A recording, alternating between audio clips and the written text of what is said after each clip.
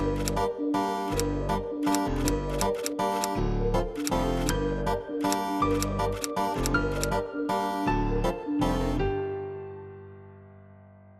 everybody. Welcome to the next episode of Art World Up Close. I am your host, Devon Vander Voort, and I'm so excited to be hanging out with you guys again, live from my couch. This episode is going to address one of the most asked questions I get across all of my inboxes and my social media channels. What is on your resume and what led you to starting an art company at 23 and building it up to where it is now? So this podcast is going to focus on sort of rapid fire the different experiences I've had that have led me up until this point. I'm really excited to talk through some of the experiences, things that I've done, people that I've worked with, because one of the best pieces of advice that I ever got, and I hope that if any of you listening can apply this to your own lives is helpful as well, is that really diversifying your resume and really thinking about how can I just gain as much experience as I possibly can so that you figure out very quickly in your life and your career the things that you love, the things that you don't love, the things you want to do every single day, and the things that you very much do not want to do every single day. And the only way that you're ever going to figure that out is by doing them, right? And just collecting experiences and jobs and different projects so that you figure out what you want to do. So for those of you that are new here, I launched Devon Vander Voort Art Advisory in 2023. We work with private collectors and artists, and we really help them to manage their art collections. We do consulting work. We have done a large handful of exhibitions, and we have built and cultivated a really great network nationally and internationally supporting different projects and being able to get to a point where I was able to launch my own company was, I want to say, very rooted in things that I started doing 10 years ago. So 2016 is where we're going back to, but I do think that I want to start a little bit before 2016 and just tell you guys a little bit about myself and why I got into the art world, because I think one of the biggest questions that I get is like, how long have you been doing this for, right? Like that's a very common career-oriented question. How long have you been doing this for? And I feel like I've never really had a good answer to how long have you been doing this for, because literally there are pictures of me from when I was really young, in the newspaper doing art with my kindergarten teacher. And when I did all of those like after school programs, when we were little, if you are my age or older, you remember they used to send you home with these little packets with all the different after school activities you could do in elementary school. It was like sports and crafts and writing and all these different things. I would always like, as soon as I got them, circle all the ones that were craft related and arts related and journaling and scrapbooking and all of those things. So when I really think about when did you start doing this, the household that I grew up always fostered this level of creativity. And I just feel like I've been doing it as long as I can actually remember. So I grew up with my mother. I grew up with a single mom, and she and I have the best relationship. And one of the reasons that I think we have the best relationship is because she took me to do so many incredible, unique things when I was a child. And one of them that I'll focus on for the podcast today was she took me to museums. And when I was younger, I remember laying on the benches in museums and groaning because my mother would read every single didactic wall text, and she would read the full exhibition text. And I'm really happy that she does that, because a lot of the times people don't do that, right? Like if you're in the museum world, it's like, please read the wall text. My mom always read the wall text. And she was always like very into a lot of the exhibitions that we'd see. She loved Impressionism, and I can remember early childhood memories like laying on the bench, like crumpling up the museum map while my mom was just immersing herself in these exhibitions. But I do remember that something shifted as I got older, and I really was like, oh, this is cool. And at some point, I started reading the wall text, and not just reading it, but also comprehending it. So I think all the different places and museums and activities that my mom let me do really was so fundamental to me at an early age, being like, yeah, like you can do things in the arts, and I'm here being productive, learning something in the creative world. And so I owe a lot of that to her. And then throughout, my youth, there were different things that I wanted to highlight, that I started doing. So one of the things that I did really early on was to do a pre-college program. And if you don't know what that is, pre-college programs are usually offered by universities to kids that are usually in like 10th, 11th, 12th grade, right? It's pre-college.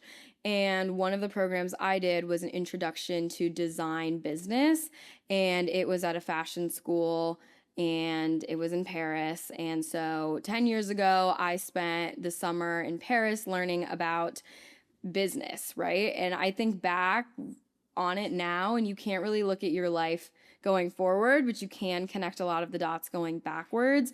That experience was so critical because I learned all of these business fundamentals when I was 16, absorbed it, never really used it, and then I pull it out of my pocket daily. So it's something that was so fundamental. And it wasn't just what I learned in the classroom, but it was being able to be in a different city and learning about art from all over the world and being in world-class museums and steps away from the Louvre. And so that is something that was really pivotal, I think, in my career, but also what I thought was possible for my life at that point as well. And this was also paired with not just being in Paris, not just being across the ocean in a different country, but also the things that I did at home, right? Like I was so involved in the art world in my high school. I guess the art world in my high school is a bit of a funny thing to say, but the art club and all of the different things that, my high school had to offer, always being in the art room, taking as many art classes as I possibly could, figuring out how I could spend as much time as I possibly could making art. I remember when I was so young, I think I was in 10th grade, I was on the field hockey team, and if anybody here ever played field hockey with me, I'm so sorry, because I was standing on the sidelines most of the time thinking about painting, and I was thinking about art, and I was like staring into the sky thinking about Starry Night and Van Gogh and all of these things. And so I knew that I had to quit the field hockey team because I wasn't very good, and I wasn't very good because my heart wasn't in it. My heart was thinking about creative things. And I remember like at practice, I would get my sketchbook out. And it's like, what are you doing? And it's like, I'm sketching, because that's where my heart was. So I feel like I always was able to follow that. And I also started going to classes once a week at a local art center, and that was really pivotal as well. It was there that I learned how to, get artists together and curate shows and put things on the wall, and was just around a different group of people who were all excited to be making art. And so I really do think like, I can remember hanging shows, and I didn't really have the fancy vocabulary that I got later in life when I went to grad school, but it was sort of like doing the same things, right? You're installing an exhibition. Back then I would have said you're hanging artwork on the wall. It's the same thing, just the vernacular changes. And so those were the things that were sort of in my early adolescence that I feel like really set me up for starting the business in my early 20s. Another thing that I have talked about a lot, there is actually an interview on YouTube that I did with the Everson Museum of Art in Syracuse about being on their teen council program when I was a senior in high school. That program was incredibly pivotal to me. I was able to meet so many people from neighboring school districts who are still my friends, and that was so awesome because they really gave us a behind the scenes look into what a curator does, what a preparator does, what a registrar means, and all of these different careers in the art world and the museum field more specifically. And at this time, I had no idea. I had no idea that there were this many jobs that you can do at a museum. I was so young, but I was so inspired because the best thing I thought of at that time was these people get to spend every day surrounded by the art. They get to be in these four walls surrounded by art. And that to me was like, there was nothing that I wanted to do more after learning that than just be in a life where I was around art every single day. And from that moment, I was like, that has always been the through line of like, how do I do that? So after that, I graduated high school and I went to the Savannah College of Art and Design for art history. And I didn't actually start in art history. I started in fashion, and I realized very quickly that I wanted to get back to the way that I felt in museums. And in higher education, it's like, how do you get back to working in museums? You get back to working in museums by doing art history. And so when I studied art history with this museum focused lens, right?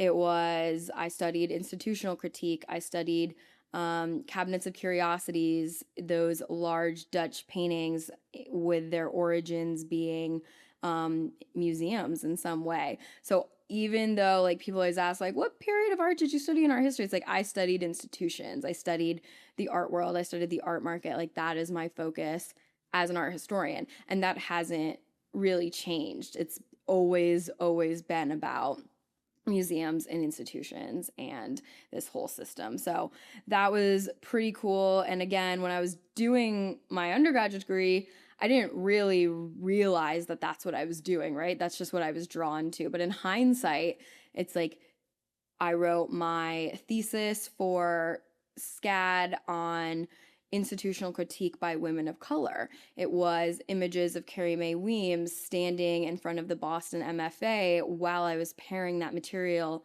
with news articles that came out the week before about problematic employees at that same institution arguing that, women of color were not allowed in these spaces, quote unquote, but they weren't also represented in the collection. And then there was also present day things that were also continuing to perpetuate that barrier, right? And so that was a field of study that I was incredibly passionate about, and it tied very nicely back to contemporary art and the art and museum field. So when I was in college, I was also able to work in museums and galleries. And if you've ever been to Savannah, Georgia, you know that there are endless streets with galleries. There are doors you open, and there's 10 galleries upstairs and 12 galleries downstairs, and so much going on in this tiny little 1 square mile. And so I was so fortunate to work for, an artist studio. I was fortunate to work for an artist-run gallery that used to be on Whitaker Street. I was fortunate enough to work at a museum that had pretty much just opened that was in the Starland district. And there were all these like experiences that I really got to see up close and personally when I was there. And those experiences were so important in me figuring out what I wanted to do. I learned very quickly that I preferred selling art, working with artists, doing marketing, doing social media. There were things that I learned I didn't love to do.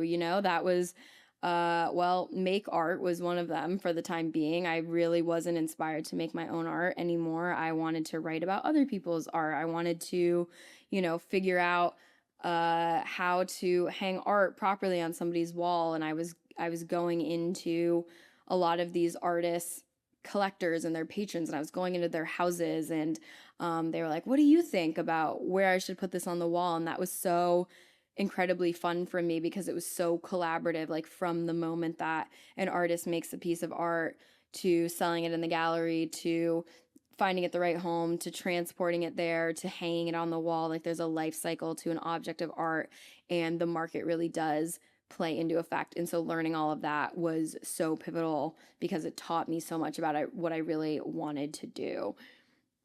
And One of the things that I also realized when I was in college working at a small to mid-sized museum, there were never more than, I think, 5 full-time employees at this particular museum, was that museums are organizationally, there is a lot that goes into them, and their funding structures are very different from any other type of business, any other type of nonprofit. And so I was learning in my museum studies classes, here's the American Alliance of Museum Code of Ethics. Here is the organizational funding structure for a museum. Here is what an executive director does. Here's what a curator does. Here is what the operational support staff does, right? I was like learning, taking notes on all of this, and that was paired with me going to work at the museum and not seeing a lot of that in play. So it was like this very startling realization that like you can learn anything you want at college, but you really have to pair that with the real world, because a lot of the time, and especially in the art world, that's not what happens, right? You get this perfect image, this perfect code of ethics, this perfect formula for museums and what museums are doing, and then you actually go to a museum and you're like, wait, but aren't we supposed to be doing that? And everybody's older than you. And so questioning that becomes an issue as well.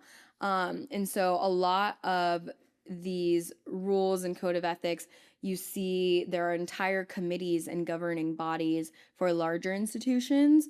But when you have small museums in small cities, it is a resources problem. And so that really opened my eyes to thinking more about all of the museums across the world, not just the big ones that we hear about in the news every single day, not the ones with humongous collections that are so important to the canon, but what are the small to mid-sized museums doing? What are the historical societies with 2 people running them in middle America doing?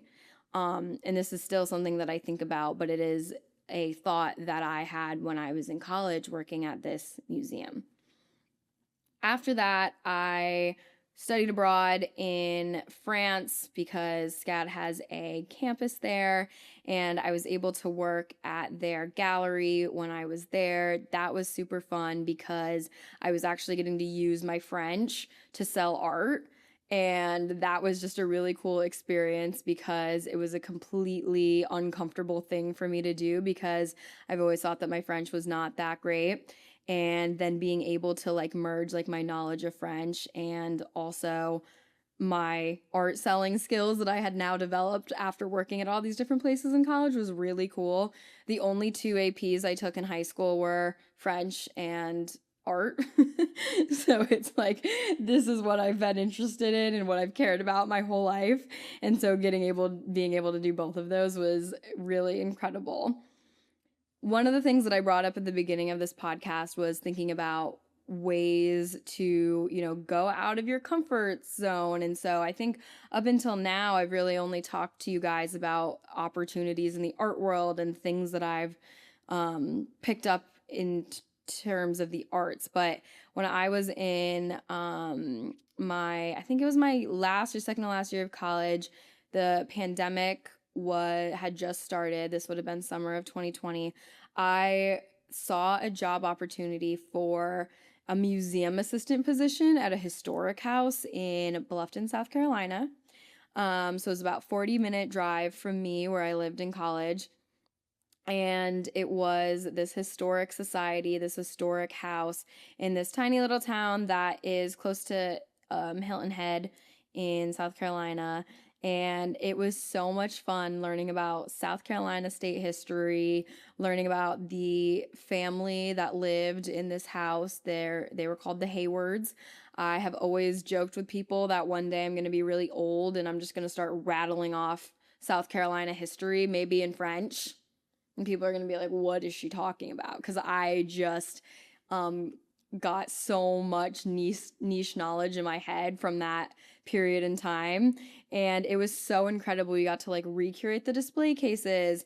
I got to scan documents and letters that were written during Abraham Lincoln's presidential election in 2020 into our database. And I was reading those letters about Lincoln's presidential race, and then I was reading the comment sections during the 2020 elections, and you really realize that humans across time are not that different. It's a little bit of a tangent here, but that was so important, and I really got to work with archives. I got to work with South Carolina State Archives, and archives are very different from art. The way that you handle them, the way that you store them, the way that you document them. Working with archives in bulk like that and really being the person that takes notes and adds it to a database for generations to use is so cool. And it's just one of the nerdiest, coolest things I've ever done. I totally really love that experience. It was pretty short-lived because of COVID. That was the time when if you were around, you remember things were open, they were closed, they were open, they were closed. I thoroughly loved going to work every day at that job. And then that gave me the tools to then know how to manage artist archives and know how to look at estate documents and know how to properly catalog letters. So that's just another no experience is wasted. And then another thing that I did is I continued to work at art galleries, and I just wanted to say this is not about my personal experience, but you might be wondering at this point in my life story, how do you get all of these opportunities, right? I want this podcast to be helpful for everybody listening. I feel like all of these things I found on my own, and a lot of the time, I just asked people for help.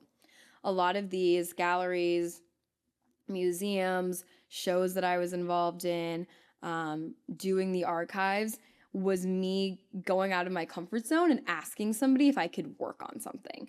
A lot of the time we think, okay, I'm going to go on this job site and I'm going to apply for a job and I'm going to write a really good cover letter and then they'll hire me. And I think that does happen.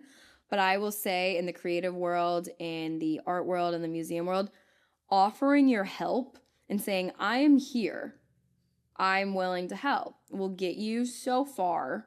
A lot of people don't have the capacity to know what they need, and they don't have big staffs a lot of the time to figure out who is actually going to do this. So if you have something you're good at, social media, writing, cataloging, if you can work an Excel spreadsheet, you have something to offer. And I really do think that a lot of these organizations need that. And that's how I really got a lot of this experience in college, was simply by asking people, because I was so hungry at the time to learn everything that I could possibly learn. And then after that, I went on to do my master's degree at Syracuse University. So Dirty Sue sent me over some goodies, and I thought it would be really fun to make a dirty martini for the podcast today. So Dirty Sue is premium olive juice. So the founder realized that a lot of the times when you make dirty martinis, you just are taking olive juice. So he bottled the olive juice. And so what we're gonna do is make one today.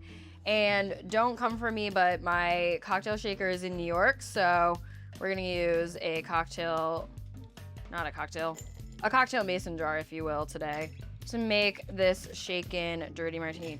So I'm gonna go ahead and add my ice, and I'm also not a bartender, and so if I'm doing this wrong, you can totally come for me. So we're gonna add some vermouth in here. I've made a lot of dirty martinis in my life, so I think I'm just going to eyeball it, but I also lift that measuring thingy that you have. We have some local Georgia gin here. I always prefer local made things. I think it's always fun to have a nice touch.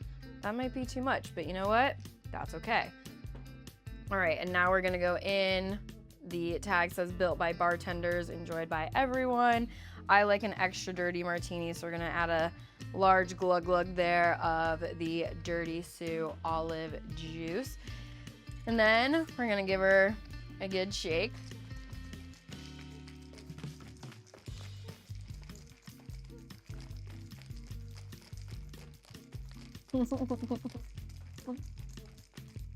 Okay, and I think that you put the olives in before, so I'm gonna go ahead and take the Dirty Sue blue hots, which are blue cheese and habanero olives, which I love blue cheese. I love spicy things. I did try these before. They are delicious. I like as many olives as possible. I'm gonna do 3. One year for Halloween, I did dress up as a dirty martini. I just held a cup with olives in it, and I wore a shirt with olives on it, and I painted little olives on my nails. Oh wait, we have to strain this, don't we? It's gonna get all watery. Okay, here's our chilled glass. I'm hoping that we have the ice chips.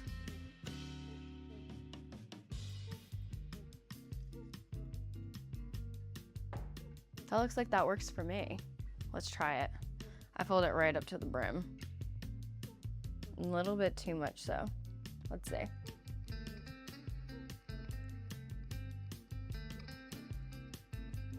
That is one of the best dirty martinis I've ever made.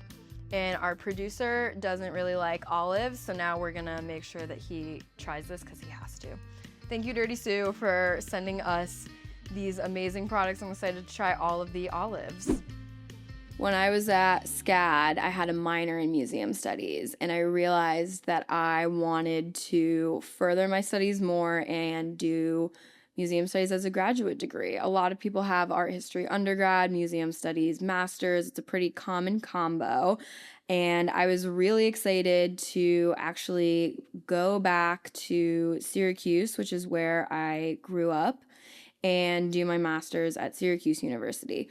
I realized being away that one of the things that I was really excited and looking forward to was taking everything that I had learned when I was gone and traveling and really figuring out, like, how can I be helpful to Syracuse? I realized that there is so much great art in the city that I grew up in that not a lot of people know about. And I've really, since making that realization, made it my personal mission to help as many organizations in Syracuse as I can, to learn from as many organizations in Syracuse as I can. And one of the things that I am most proud of that I did was co-hosted a teacher appreciation night for art teachers in the Syracuse area at the Syracuse University Art Museum. It was a really great event just to celebrate all the incredible hard work that art teachers do and give them a really fun night at the museum. And so creating those bridges, being somebody who can help make those connections and foster those conversations is something I'm super passionate about. All this to say is I was delighted to go back to Syracuse. I didn't live in my small town. I lived downtown when I was there, and it was so much fun. But I got so much great experience. I had so much support when I was there because my family is largely all still in that city as well. And so working in collections at the University Art Museum was absolutely amazing. Still one of my favorite jobs. There would be days that we would be working on really big installs all day, and there would be other days that I would be alone in the frame shop with the Euphoria soundtrack playing the entire time, just unframing different prints and putting them in the correct drawers. It was so much fun. I learned so much about the way that they built a collection, the way that the museum ran, the way that academic museums run within the university system, thinking of how do they best support those academic programs that they have on campus. It was such an exciting time, and also in tandem with that, I started working with a local art advisor, and that was really my first introduction to the world of art advisory.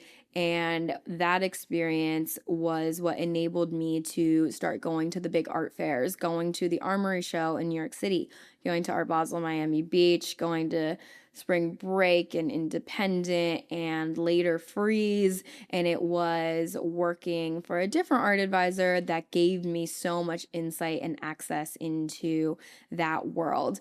And I was so enamored with both the museum world and both the art world. And I was just really excited to put the two of them together because I tell a lot of people this, but what I was seeing when I was doing museum conferences is a lot of people in museums were talking about the same things that people at art fairs were talking about. But I noticed that there weren't a lot of people going to both. It was sort of, you are in a museum and you stay in your lane, and you're in the art world and you stay in your lane. And there are nuances and exceptions, of course. But when I was really young, I was just thinking to myself, this person should probably talk to this person, and maybe this piece, I see it at this art fair, but I'm later going to go see it at a museum. There's so many buckets and so many crossovers that I just became so interested with figuring out how to fuse the two of them.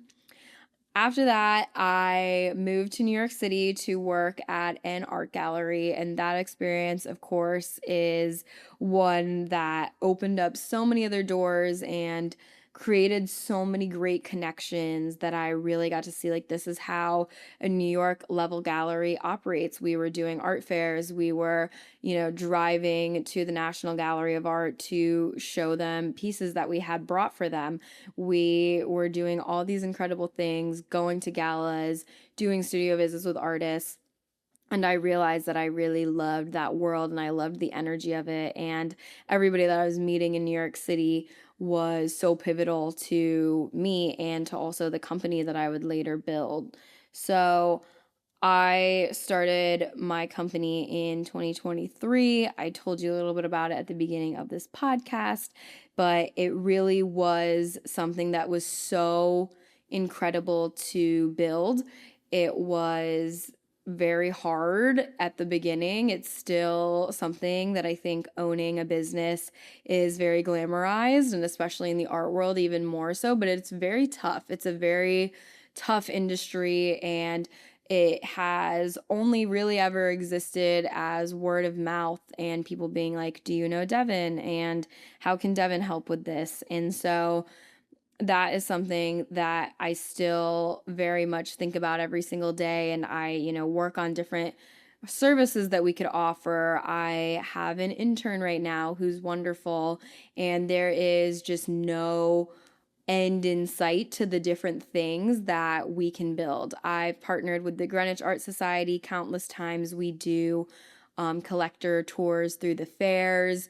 We have an amazing time when we do that. We have such great people that come to that, and we have the most inspiring conversations. And I love getting to take people to fairs and introduce them to dealers and other collectors and the artists in our circle. It's so rewarding to be able to do that. And it has just now turned into something where we're managing all these different collections in different nooks and crannies of the country, and just the amount of art that we've been able to work on and work around has been so amazing. And it is only 3 years in, and I still have a long time to go to, I think with everything, it's just like, this is like exactly what I want to do. If you remember at the beginning of this episode, I talked about after that experience at the museum, figuring out a way to live my life in a way in which I am around art every single day. And so that has always been the through line, right? That has been, there was a time that I was working at a really amazing, super cool job in New York City. But it was in a cubicle, and I wasn't around art every single day, and that was really hard. So now what I do at the company is I'll wake up, I'll, go to a client's house, or I'll take a client to a gallery. Today we were at a museum filming content surrounded by art. I have been very fortunate to purchase pieces for my own home that I love being around, and I've been able to, even more rewardingly so, do that for others. And so that is really what I am so incredibly privileged to be able to do, and why I continue to build even when it's incredibly hard, is because I know I want to be around art all day, every single day, no matter what. I wanted to thank you guys so much for hanging out with me today. This was so much fun. I am so excited to talk more about all of these experiences, to break down my experience in the art world, and share more and more with you as the podcast grows. The next episode, I think we're going to have some guests. I'm excited to bring other people onto the podcast too. I know so many incredible people, and I'm so excited to talk to them and to share them with you as well. So if you have any feedback, any questions, anything you want to chat about, the podcast email is artworldupclose@gmail.com, and you can follow us on @artworldupclose on Instagram. Wanted to thank you guys for being here again, and I'll see you on the next episode.